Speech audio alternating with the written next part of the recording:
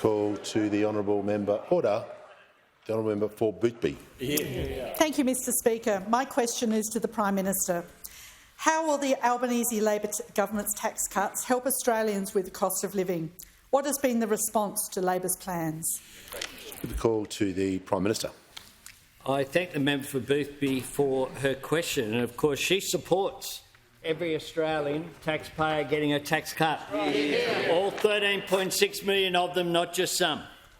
Because the member for Boothby understands, due to her background as well in the social services sector, where she had a career helping people through organisations like St Vincent de Paul, that we can't leave people behind.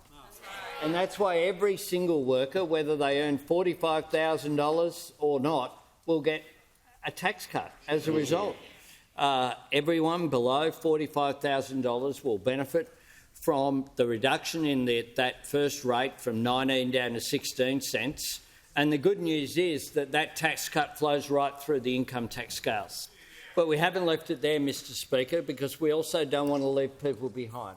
We want to support average workers. We want to support aspiration. And that's why we've lifted the rate from $120,000 up to $135,000, where the 37 rate kicks in.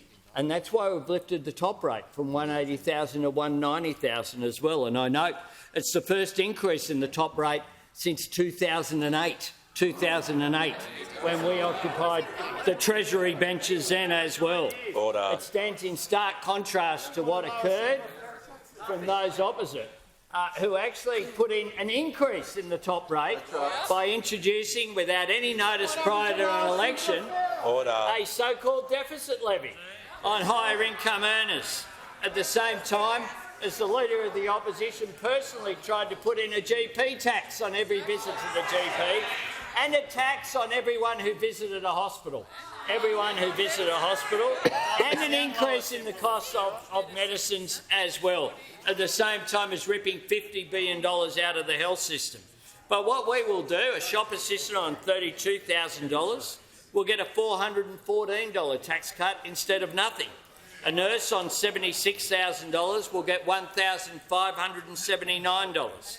A teacher on $80,000 will get $1,679. A police officer on $110,000 will get $2,429, and an IT manager on $160,000 will get $3,729. These tax cuts will make an enormous difference, and importantly as well, they won't put pressure on inflation. We want people to earn more and to keep more of what they earn. What they want is for people to work longer for less. That's the great divide in Australian politics today. This side of the House that understand the aspiration is what every Australian family has for themselves and for their kids. Time has concluded.